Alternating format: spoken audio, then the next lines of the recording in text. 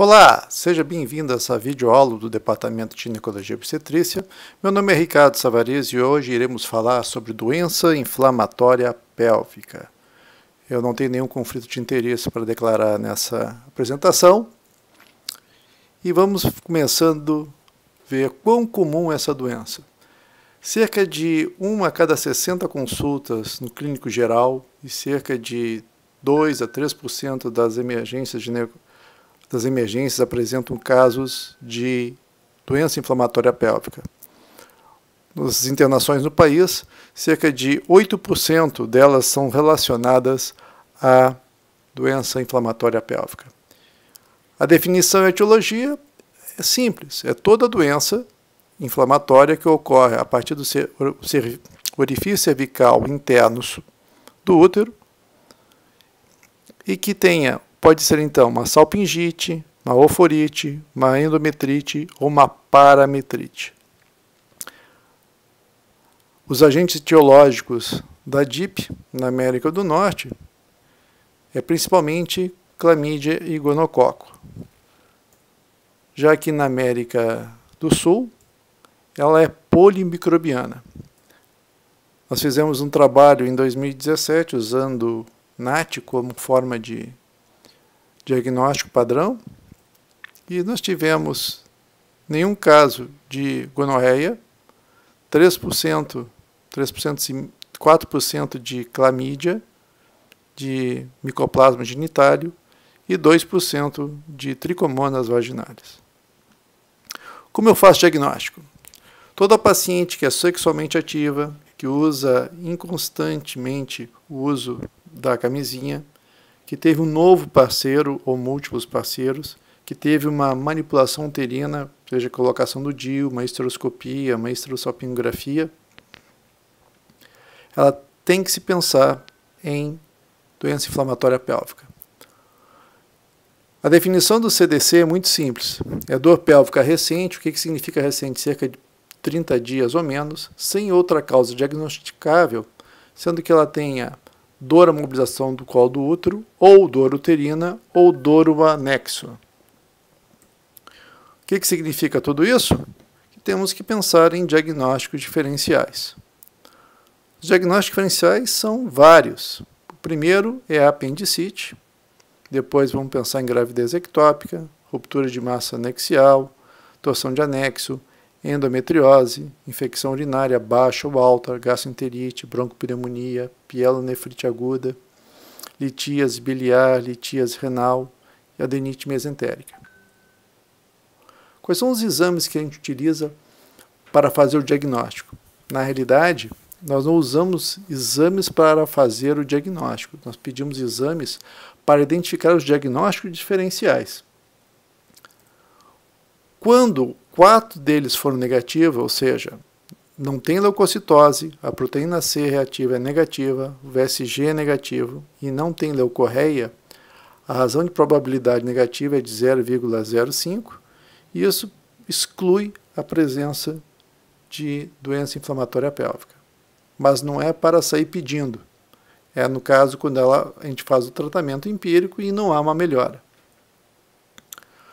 Os exames mais específicos são aqueles que estão demonstrando um abscesso tubo-ovariano, mas aí já fica alta a evolução da doença e uma necessidade.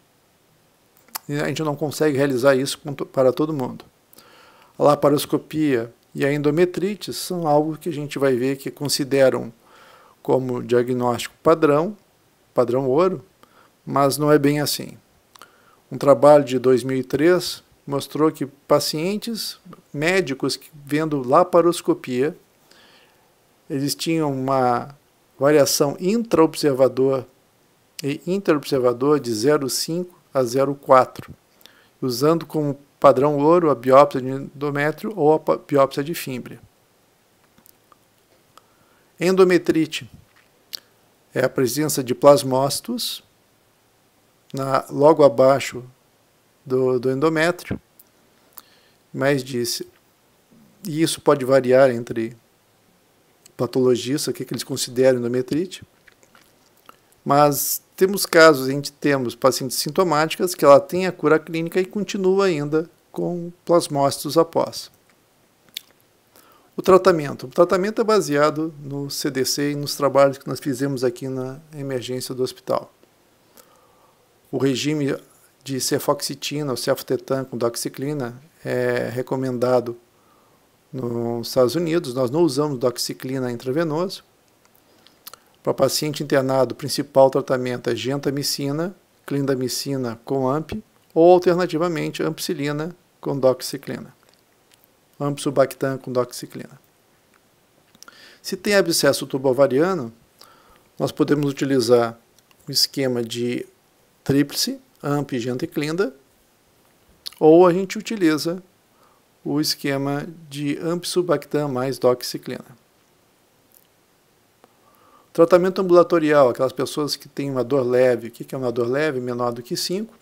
A gente pode usar ceftriaxona, 500 mg IM, com uma dose de 1 grama de azitromicina por via oral. Repete em uma semana.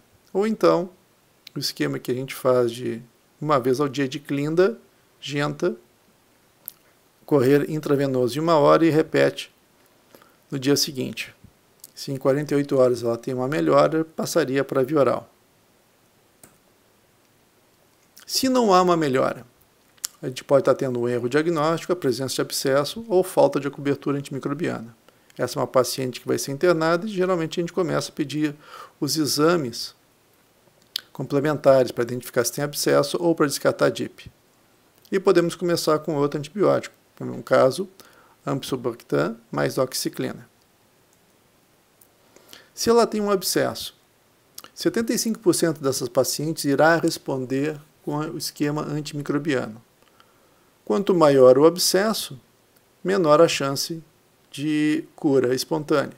Por exemplo, abscesso com mais de 10 centímetros, 60% irá precisar de uma cirurgia, entre 7,9 e 30, e menor do que 7, cerca de 15%. Essas pacientes, elas vão ter maior chance de ter DIP no futuro.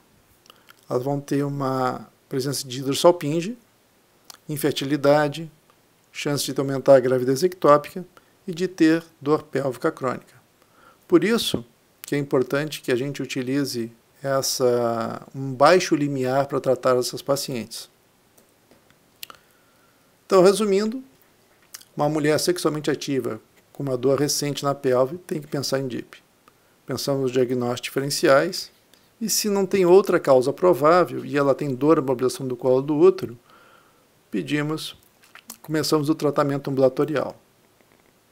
O tratamento de preferência seria algo que é fácil de administrar, que é ceftriaxona intramuscular, mais azitromicina, ou então se faz gentamicina mais clindamicina com hospital dia.